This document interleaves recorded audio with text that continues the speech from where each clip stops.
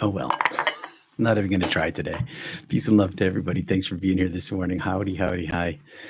Thanks for waiting for me. Make sure that that's off. Yeah, with tech issues today, but all's well. I didn't completely solve them, but it's good enough. It's good enough. What's the last thing I got to do here is that a little bit. Hey, peace and love. So, hi. I'm not going to be able to read off the teleprompter today because that's the problem. So, Thomas Merton, he wrote, Thomas Merton, Father Thomas Merton, Trappist monk, one of my heroes. He once wrote, "The beginning of love is to let those we love be perfectly themselves and not to twist them to fit our own image. Otherwise, we love only the reflection of ourselves we find in them." Good advice. Merton was reflecting on the nature of love and the acceptance in relationships. True love involves accepting and appreciating someone for who they genuinely are, rather than trying to mold them into our ideal or preferred version. So let's break this down a little bit. One, the beginning of love is to let those we love be perfectly themselves. This emphasizes the foundation of love, and any relationship is based on allowing individuals to remain true to their unique identities. It's about embracing their individuality and differences rather than expecting them to conform to our expectations or desires. This is also true and valid with Source, with God. Two, and not to twist them to fit our own image. This warns us against the tendency to change or to try to manipulate someone to align with our ideals or principles or visions of the perfect partner, friend, or child. This twisting behavior stems from our own desires, insecurities, and lack of acceptance of the other's true nature. We see similar projections and manipulations in religion, such as when God, who is love, is twisted into a tool for hate. 3. Otherwise, we love only the reflection of ourselves we find in them. Merton's conclusion implies that when we try to shape someone into what we want them to be, we don't truly love them for who they are. We love them for the idea of what we think we want them to be. Instead, we love a version of them that mirrors our own preferences and desires. And this isn't genuine love for that other person, but rather a self-focused affection or affliction or selfishness. Merton advocated for genuine acceptance in love, and this is not simple or easy all the time. Understanding that true love flourishes when we embrace our loved ones as they are, for who they are, without trying to fit them into our idealized image of ourselves. You may consider this a spiritual discipline because when we let people be themselves, and if they are repeatedly harming you or trying to manipulate you into an image of themselves, get away from them as quickly as possible. This is going to free you to be who you are. In that case, they don't really love you. They only love the image of themselves. In contorting oneself or another into a false image prevents authentic living, finding joy, peace, or being simply happy. The same is true for our relationship with God. If you look around, you'll see and hear hate, rejection, oppression in the name of God. Instead of molding the eternal into our image, our emotional image or our ideas, which is often the case, we can see and understand that when we surrender our conceptualizations, we allow the beloved to be as the beloved is. Love. When we surrender, we find our authentic selves in the light, who loves us for who we are all the time, which empowers us to do the same in this world. When we discover that love inside ourselves, that light inside ourselves, we bring that to all our relationships. I saw this, I experienced this in death, and it was true for me. And so, as it is in heaven, may it be so on earth. I just got a note from somebody. I'm going to check that, somebody who's here today, and see if something that I missed. I don't see it here. Came in somewhere. Anyway, hi, everybody. Thanks for being here. Basically, what I'm saying is that when we let people be people, who they are, instead of twisting them into images of ourselves, we can find authentic love for them and for ourselves. It's a discipline, it's a spiritual discipline, because it's a practice of remembering to let them be themselves. And then what happens is that it just naturally arises from yourself.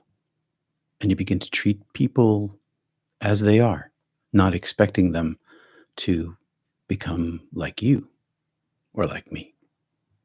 I hope that helps, my friends. I love Thomas Merton. We are left to bear the image of Christ, says Roger.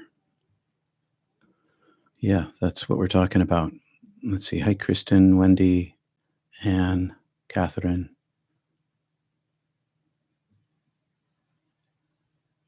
Let's see where else. Something about icing on the cake. We talking about birthday parties? It's good to be here. I see. Anyway, hi, Susie, PL, and Roger. It's very simple. Let's spend some time in meditation.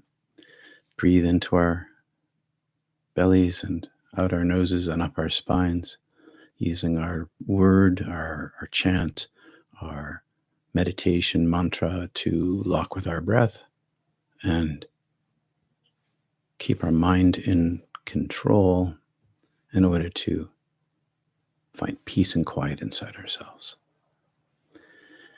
All right, that's enough of that. Hey, Siri, set a 20-minute timer. 20 minutes starting now.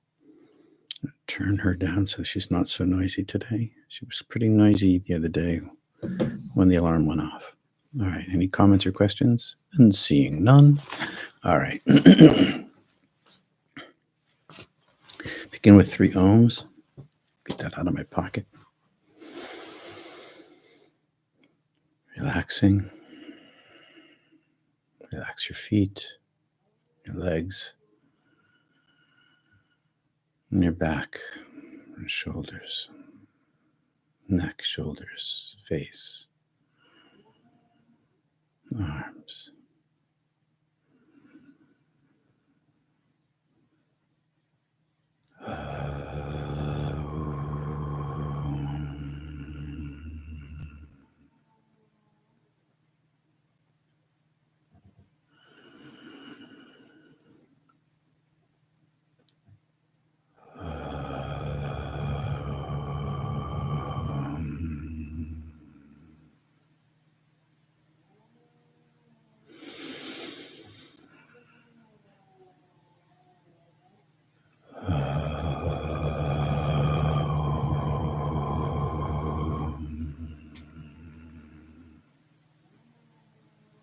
Breathing into your bellies.